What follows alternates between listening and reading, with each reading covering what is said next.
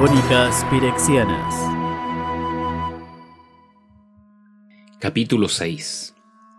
La criatura en el armario empujó las puertas con incrustaciones de hueso, las hizo volar por los aires y salió. Era una cosa enorme. Su configuración general era similar a la de un ser humano. Aunque con implantes de armadura, puntas de huesos sobresalientes y piernas de púas afiladas, parecía casi un insecto.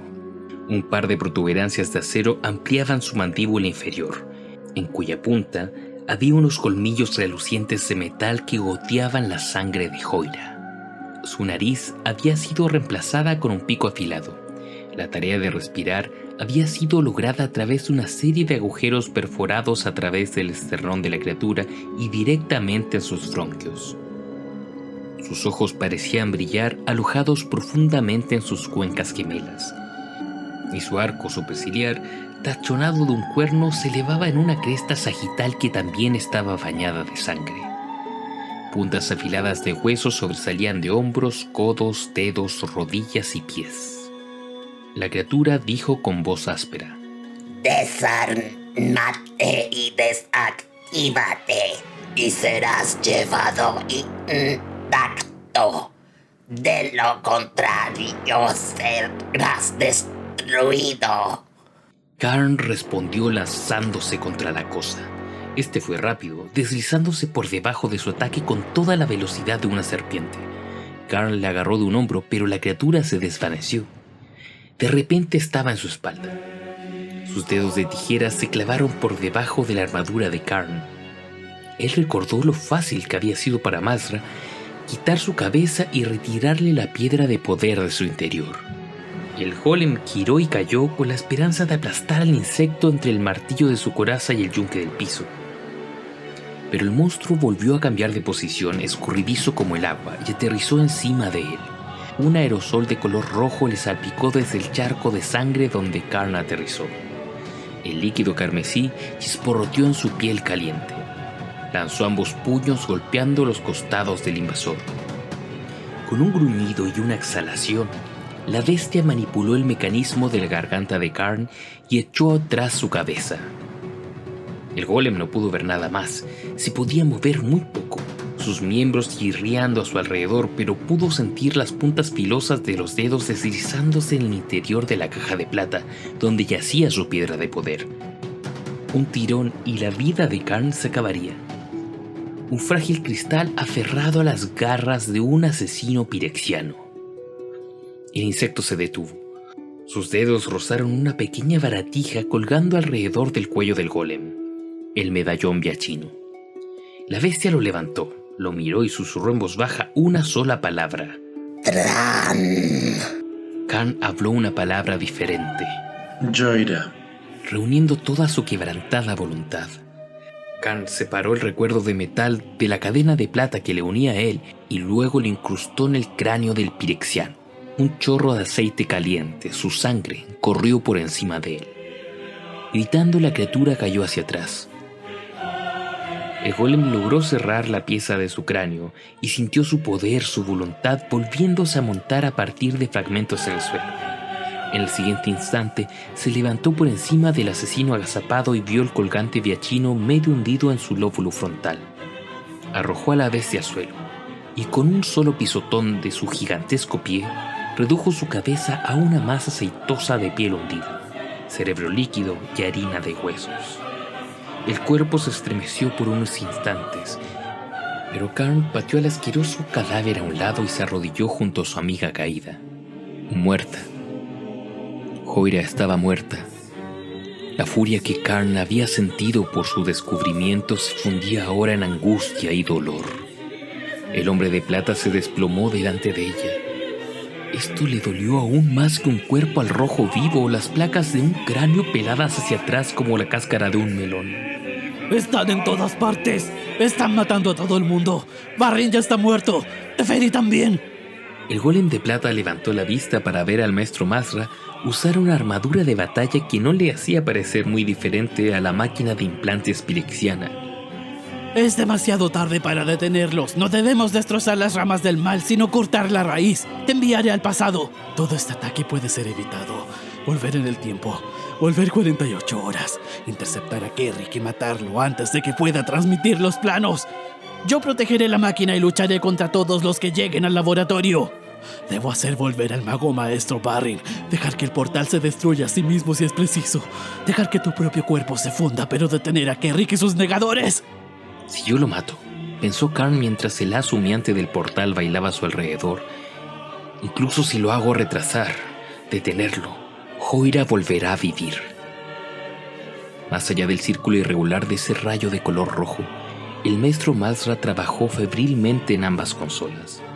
Su socio yacía muerto en algún lugar de la escuela devastada. Si mato a Kerrick, pensó Karn, todo volverá a ser como fue. Aún así, 3 negadores irrumpieron por la puerta, enormes y envueltos con una armadura de acero, parecidos al pirexiano que el golem había matado. Cada una de esas criaturas era única. Una de ellas tenía la cabeza y las extremidades parecidas a un lobo. Aunque sus hombros y el torso eran humanos, o alguna vez lo habían sido, antes de haber sido traspasadas en miles de lugares por tubos y conductos de suministro. La otra era un ogro dando tumbos con una gigantesca piel plegada, profundos ojos malignos y brazos tan grandes como las piernas de otros hombres. La tercera era ágil, rápida y arácnida. Esos 3 surgieron entre los fragmentos voladores de la puerta destrozada y se lanzaron contra Malzra. Karn se tambaleó, sacudido por la luz emitida para hacer retroceder a las criaturas. Sin ni siquiera levantar la vista de la maquinaria a su alrededor, Malzra levantó una mano y envió una explosión terrible. 3 rayos se separaron de la llama principal y golpearon a los monstruos en el medio del pecho. Los disparos dejaron agujeros donde hubieran estado los corazones de los seres humanos y corrieron con una furia crepitante a través de los cuerpos de acero. Los ojos se iluminaron desde el interior, los colmillos bailaron con las chispas, los músculos brillaron misteriosamente donde corrían las neuronas, pero igualmente los pirexianos siguieron en pie. Para el siguiente hechizo, Malzra ni siquiera levantó la mano. El hechizo floreció plenamente formado de su mente, incluso mientras sus dedos bailaban a través de las consolas. Cada una de las 3 criaturas repentinamente se quedó inmóvil a mitad de camino y cayeron al suelo, rompiéndose como hielo negro. Karn no vio nada más. Al momento siguiente, todo el resto del mundo se congeló. Se quedó un instante tembloroso como si estuviera a punto de quebrarse, y luego el tiempo comenzó a desplazarse hacia atrás. Trozos rotos de pirexianos se deslizaron juntos en el suelo y se levantaron, montándose a sí mismos en el aire y retrocediendo hacia la puerta. Un hechizo de reunión formó la carne de cintas de humo y lo metió en los agujeros de los pechos de las criaturas. Ellos amablemente huyeron hacia el exterior, reconstruyendo la puerta a partir de fragmentos de madera antes de partir. Y entonces el tiempo se desplazó más rápido todavía. El haz bailarín chilló en su giro frenético, el mundo se sacudió nerviosamente. El maestro Malzra utilizó todo el poder del dispositivo, con sus 4 vectores y turbinas, para poder acelerar la velocidad de la regresión. El golem probablemente no sobreviviría a este viaje, e incluso si lo hiciera, la máquina no podría resistir para traerlo de vuelta. Pero Hoira sobreviviría y eso sería suficiente. Hoira, Teferi, Barryn y la escuela. Si salvarlos a ellos significaba su propia muerte, al golem no le importaba. Era mejor tener ese fin que servir como estatua en el salón de las criaturas artefacto. La mañana trajo oscuridad al mundo. Kerrick entró al laboratorio en su última visita y se fue. Y el atardecer trajo la luz. Karn esperó ansiosamente a través de otro día y hasta el crepúsculo de la mañana. Ya estaba muy caliente, la mayor parte de su cuerpo exhalando vapor y sus placas rechinando unas contra otras. La noche se profundizó, la regresión se desaceleró, la luz se tambaleó. Karn apretó las manos a sus lados y sintió el extraño impulso humano de rezarle a un dios que él no conocía, tal vez a la máquina del tiempo misma. Con una luz más hermosa que cualquier verdadero amanecer, la puerta del laboratorio se abrió lentamente y el corredor gris brilló más allá. Karn se levantó de la piscina de luz, su cuerpo de plata brillando de un rojo opaco que coincidía con el color del rayo. Sin demora, Corrió hacia la puerta que ahora se estaba cerrando, tomó la manija y la abrió de par en par. Irrumpió en la sala, justo detrás del agente pirexiano de pelo dorado. Kerrick se volvió cuando oyó el golpe de la puerta contra la pared del corredor. A pesar de que Karn todavía estaba fuera de fase, su caparazón sobrecalentado envió nubes de humo en el aire en una aura alrededor de su cuerpo. Y el pirexiano vio la forma vacía del golem. Dio media vuelta y echó a correr. Karn lo persiguió. No había sido construido para la velocidad y correr recalentó su cuerpo. Kerrick, en cambio, se lanzó como una flecha bajando por el pasillo, alejándose con rapidez. Tal vez lo estaban retirando para otra regresión, excepto que la máquina podría resultar destruida para lograr esta última. El golem no era tan rápido como el pirexiano, pero conocía la academia y sabía a dónde se dirigía Kerrick. Lanzándose por un pasillo lateral, Karn llegó al salón de las criaturas artefacto. Entró rápidamente, cerrando la puerta y echando el cerrojo detrás de él. El golem dejó atrás acechantes criaturas desactivadas de 2 y 3 veces su tamaño. Mamuts mecánicos, vehículos de exploración con la forma de grillos de acero, dispositivos arácnidos con manos al final de cada pata. El asesino también estaba allí. Kerrick había entrado en la cámara desde el otro extremo y se deslizaba con cautela por el recinto. Se estaba dirigiendo hacia los laboratorios occidentales y tendría que pasar a través de la puerta detrás de Karn. El hombre de plata subió a una plataforma cercana y se agachó al lado del esqueleto de metal de un guerrero de arcilla. Allí, camuflado entre las muertas criaturas de acero, esperó. Kerrick llegó, cauteloso y rápido. Una sonrisa burlesca se dibujó en su labio cuando puso su mano sobre el pomo de la puerta y tiró, seguro de que había eludido a su perseguidor. Karn cayó sobre él. Hay un sonido inconfundible cuando los huesos, ya sean humanos o pirexianos, se quiebran. La pierna inferior derecha de Kerrick se dobló por debajo de su rodilla. Gritando de dolor, el hombre se desplomó en el suelo. Fue un ruido lastimero, y Karn, con los puños cerrados y listo para exterminar al hombre, vaciló. Tal vez romper la pierna de Kerrick era suficiente para detenerlo, para evitar que se escapara por la pared y se reuniera con los pirexianos. Los guardias le encontrarán aquí y le reconocerán como un espía. Sería tratado duramente por Malzra y Barryn, y tal vez no solo se darían cuenta de quién era, sino cuántos pirexianos estaban congregados y dónde. Matar a este hombre, en cambio, aseguraba que los pirexianos podrían volver nuevamente otro día, pero dejándolo con vida para ser interrogado. Sin embargo, solo medio visible en su cambio de fase, el golem levantó al hombre enojado a sus hombros y marchó al costado de filas y filas de criaturas artefacto. Kerrick se arqueaba para alejarse de la ardiente piel del hombre de plata y daba pequeños gritos de agonía. El prisionero y el captor llegaron a la puerta, pasaron a través de ella y comenzaron a caminar bajando por el pasillo. Tengo un espía pirexiano. Guardias, Mago Barryn, Maestro Malzra. Antes de que llegara una respuesta, cada partícula de su ser fue capturada por la mano futura de Malzra. La máquina lo estaba enviando de vuelta. Había algo diferente en esta convocatoria, su insistencia en romperse. El hombre de plata se sacudió bajo el asalto y casi se cayó. Aferró a su cautivo con más fuerza. Su cuerpo se convirtió en una plancha caliente. Kerrick se retorció. El largo y oscuro pasillo comenzó a dar vueltas. Con un grito de furia, el pirexiano metió sus dedos por debajo de la mandíbula del golem, buscando a tientas el mecanismo de liberación. En reflejo, Karn tomó la mano del hombre y lo arrojó con violencia a lo lejos. El desgarrador movimiento lanzó a Kerrick dejándolo libre. Este aterrizó con su pierna rota hecha una masa informe en el piso de piedra de la sala. Karn se tambaleó hacia atrás. El rayo rojo apareció, una luz caótica y punzante. El pasillo comenzó a disolverse. El golem lanzó una enorme mano hacia el pirexiano, pero sus dedos se cerraron en el caos giratorio y la nada. Fragmentos de realidad se deslizaron en momentos reflejados, y Karn se hundió a través de la maraña del tiempo. Algo estaba mal con la máquina, terriblemente mal.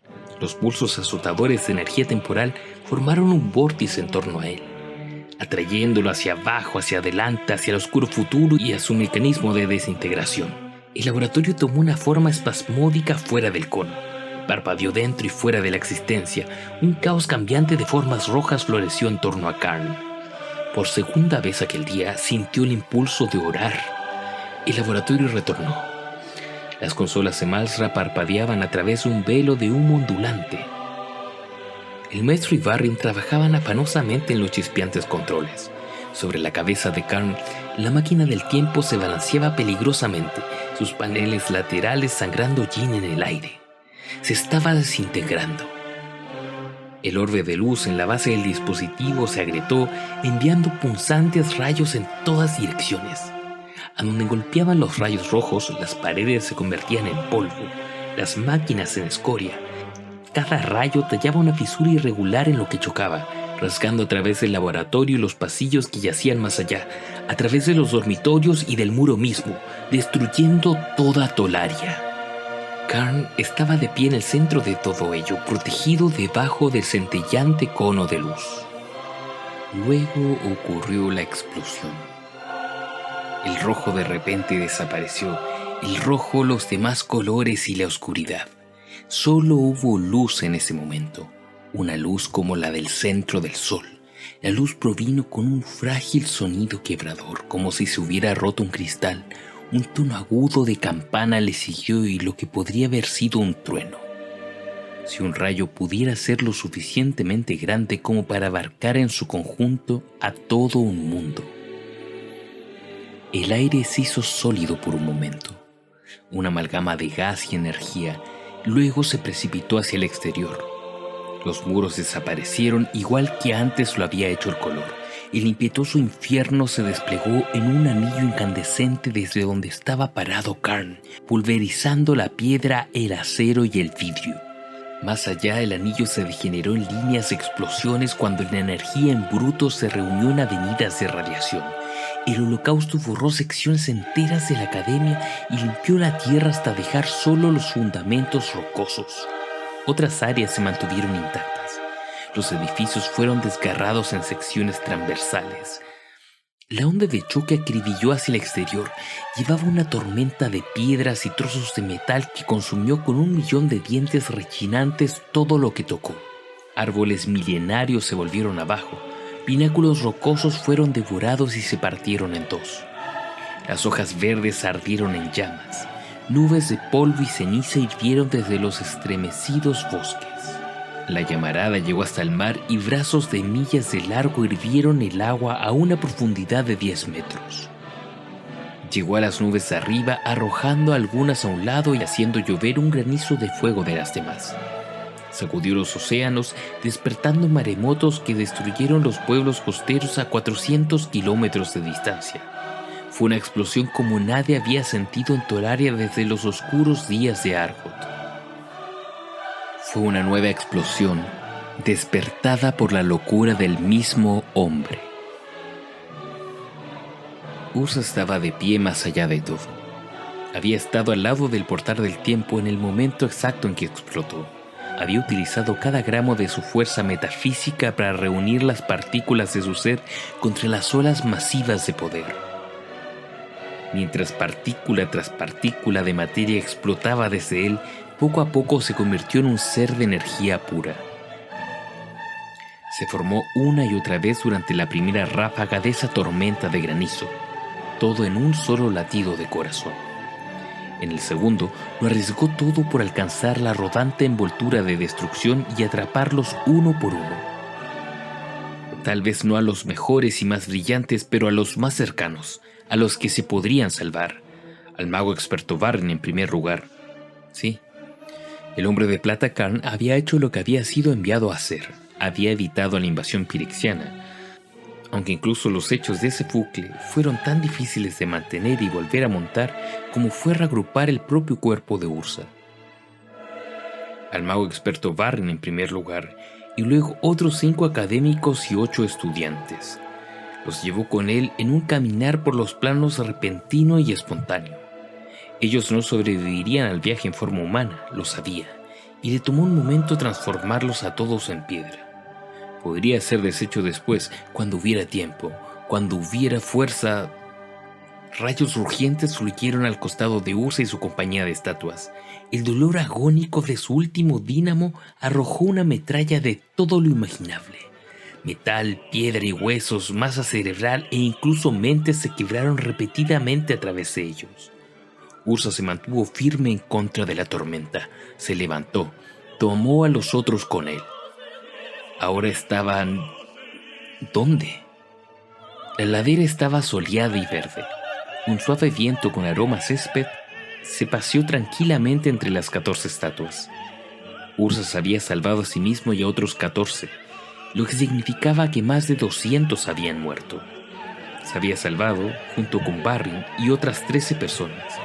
Los negadores podrían haber hecho menos daño, pero habrían matado a Barrin, capturado todos los dispositivos de Ursa y a la misma máquina del tiempo. Había sido un trueque razonable. Ursa había salvado a 15 y alejado su trabajo de las garras pirexianas. Sí, había sido un muy buen trueque. Los sobrevivientes solarianos estaban congelados y en silencio, acariciados por el viento. Había un solo árbol, ampliamente coronado, en la cima de la colina cubierta de hierba, y solo él se movía respirando el fragante aire. Ursa lanzó el último encanto que tenía. Fue su último acto salvador de esa tarde porque estaba agotado. Él no habría sido capaz de mantener su coherencia física mucho más tiempo. Fue una hazaña de voluntad de lanzar ese último hechizo para transformar a Barrin de vuelta en carne. La piedra se convirtió en hueso, músculo y sangre. Barrin despertó. Las cejas oscuras anudadas por encima de sus intensos ojos marrones. El hombre se tambaleó a través de la hierba alta para llegar hasta Ursa. ¿Dónde estamos? No lo sé. Asintiendo con la cabeza, Barrin respiró con calma y miró hacia las colinas ondulantes tendidas bajo el cielo de nubes desordenadas. ¿Por qué estamos aquí? Tolaria ha desaparecido. La máquina del tiempo explotó. Somos los sobrevivientes. La boca del hombre más joven se quedó boquiabierta y miró con enojo a los otros 13, desperdigados como lápidas en un cementerio olvidado. ¿Solo nosotros? ¿Solo 14? 15. Tú y yo.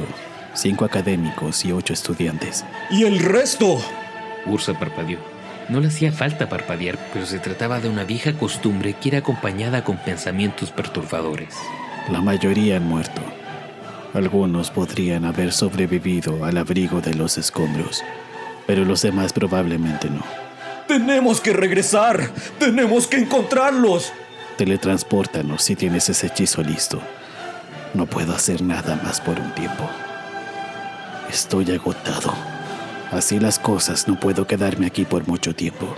No conozco un hechizo de teletransporte. No tenía ni idea de que algún día necesitaría uno. Así que habrá que usar un barco o algo así. Tenemos que salvar a quien haya quedado. La forma de Ursa comenzó a desvanecerse. Sus facciones fueron cambiando. Las piedras preciosas que se habían convertido en sus ojos parpadearon. El fuego en ella se consumió cerca de la muerte. Los encontraremos con el tiempo, cualquiera que escape esta noche de la isla. Aquel que no lo haga estará muerto por la mañana. Karn levantó la losa inclinada de piedra caliza. Esta crujió. Su borde más alejado se estrelló pesadamente contra el campo plagado de escombros. Unas voces de más abajo daban gritos de esperanza y terror cuando la luz apareció por encima. No era la luz del sol, sino la luz del fuego proveniente de las furiosas llamas de la explosión. El golem hizo palanca en el borde de la piedra y la alzó un pie fuera de la tierra. 2 jóvenes estudiantes salieron a gachas. El hombre de plata elevó el bloque aún más alto. Un erudito de mediana edad con una cabeza ensangrentada se abrió camino a fuerza de arañazos. No hay nadie más. Diríjanse a la selva. Les ordenó Karn mientras dejaba caer la piedra. Vayan a través de las ruinas, pero no por los cimientos al descubierto. Muévanse a través de la selva más profunda. Lleguen al mar. Aléjense de los claros. Son agujeros en el tiempo, y si entran en ellos, morirán. El sabio anciano aún estaba de rodillas, sosteniendo un brazo fracturado. Sus 2 jóvenes estudiantes se acurrucaban temblando al lado suyo. El hombre miró a su alrededor, a la devastación. Aquí y allá harapientos restos de edificios se elevaban peligrosamente. Entre pilas de piedras desmoronadas, la tierra había sido arrasada hasta quedar hecho un montón de rocas deformes. Cadáveres llenaban los edificios destrozados, pero en los claros del camino no quedaba nada salvo pedazos de rocas encendidas. El anciano se rascó su pelo plateado justo por debajo de una burbujeante herida. Parpadeó y gotas de sangre saltaron de sus pestañas salpicando a sus mejillas. Una vez que lleguemos al mar, entonces, ¿qué? Encuentren a otros. Le aconsejó Karn mientras se movía hacia los siguientes sonidos de gritos. Encuentren algo que flote. Marra tenía barcos en la costa este. Fue todo lo que pudo decir. Había rescatado a 17 hasta ese momento. Sin embargo, la mayoría moriría por sus heridas o por adentrarse en las salvajes tormentas de tiempo que quebrarían sus cuerpos en dos. El golem ya había encontrado algunas regiones tan destructivas que incluso su cuerpo de plata, diseñado para sobrevivir a los flujos temporales, habría sido casi destruido. Cualquier criatura de carne solo tenía que meter la cabeza en un flujo de tiempo diferente al de su corazón y sus venas estallarían. Karn lo había visto suceder muchas veces aquel día, demasiadas veces. Los gritos provenían de delante. Karn encontró un guardia con la mitad de su cuerpo debajo de una roca. La parte superior del cuerpo del hombre se había quemado asemejándose a la carne púrpura negruzca de un dátil. La parte inferior del cuerpo estaba aplastada debajo de la piedra gigante. ¡Sácala de arriba mío, sácala! No puedo sentir mis piernas, ¡levántala! Con los ojos adustos, Karn se arrodilló junto a la roca. Apoyó su hombro contra el bulto y lo levantó. En el momento en que la piedra liberó las piernas y la pelvis aplastada del hombre, una gran oleada de sangre fluyó de su vientre y se hundió inmediatamente en la muerte. El golem bajó la roca y se puso de pie. No podía imaginar un destino peor para esta gente. La mitad de ellos solo niños y la otra mitad frágiles ancianos y mujeres. No podía imaginar cómo una invasión de pirexianos podría haber sido peor que esto. Era un segundo Argo de esa destrucción, y Malsra era un segundo Ursa, más dispuesto a destruir el mundo entero que a dejar que otra criatura lo gobernara. Si tan solo Joira siguiera viva, eso podría hacer que toda esta carnicería fuera menos amarga. Si tan solo siguiera viva, pero su cuarto destrozado yacía enterrado bajo toneladas de escombros, y ningún ruego había llegado de él. Tal vez ella había escapado. Tal vez todavía estaba allí en alguna parte entre las ruinas en llamas. Otro grito vino justo enfrente suyo, donde una torre había caído encima de una esquina de los dormitorios del ala norte. Karn observó el remolino de tormenta temporal que enturbiaba el espacio entre él y la mancha, y comenzó a rodearlo. Tal vez ella aún estaba por ahí. Era cerca de la medianoche cuando el barco se deslizó lentamente desde el muelle y hacia el ondulante mar negro. Sus mástiles se habían quemado junto con sus velas, alrededor de 3 metros por encima de la línea de flotación. La proa tenía un agujero enorme, del tamaño de un hombre, donde un trozo de hierro al rojo vivo lo había golpeado. El barco poco a poco se llenaba de agua, aunque Karn y algunos de los otros sobrevivientes estaban lo suficientemente sanos para achicar el agua que entraba. El resto, solo 33 en total, estaban apretados en la cubierta chamuscada y observaban con temor mientras la isla ardiente se perdía silenciosamente a la distancia detrás de ellos. Los incendios ardían en toda la isla, y luces extrañas bailaban en velos que alcanzaron las nubes sobre sus cabezas. Las olas aumentaron sus ataques contra la costa rocosa, y un gemido infernal de vientos torturados hacía parecer el lugar embrujado por los fantasmas de los caídos. La luna brillante, cerca de hundirse en las hambrientas olas, vio toda la escena con una franca acusación. 33 sobrevivientes, reflexionó Karn sombríamente mientras zumbiaba el agua. La luz de la isla ardiente se desvaneció detrás de ellos, y solo una turgente y fría oscuridad yacía por delante. El cielo y el mar indistinguibles y amenazantes. 33 sobrevivientes y Joira no estaba entre ellos. ¿Cómo era posible que una invasión pirexiana fuera peor que eso? Fue un intercambio terrible. Terrible e imperdonable. Ursa dice que lo hizo para salvarme. Dijo que dejó que la máquina del tiempo explotara con el fin de salvarme a mí y a un puñado de otros, y alejar sus preciosos diseños de las garras pirexianas. En otra continuidad del tiempo, según él, fui asesinado por negadores pirexianos y la escuela fue invadida. Ursa desvió ese flujo del tiempo para que pudiéramos terminar aquí. O al menos eso fue lo que dijo. Él no está realmente loco, ahora lo sé. Puede estar mintiendo, una terrorífica posibilidad. ¿Por qué? ¿Qué oscuro motivo haría que Ursa me mintiera? Él puede estar diciendo la verdad, tanto más aterrador, pero no está realmente loco. Tolaria se ha ido al igual que Argot. ¿Y por qué? ¿Para salvarme? Por supuesto que no. Yo fui salvado de Tolaria como Taunos fue salvado de Argot. Como un pensamiento secundario. Tolaria se ha ido porque si Ursa no lo podía tener, nadie lo haría. Ursa todavía sigue siendo Ursa. Dudo que jamás vuelva a la isla que ha destruido. Volverá a reconstruirla, a declararse padre de los estudiosos que ha dejado huérfanos. Lo dudo. Loco o cuerdo, él no aprende de sus errores. Farrin, mago experto de Tolaria.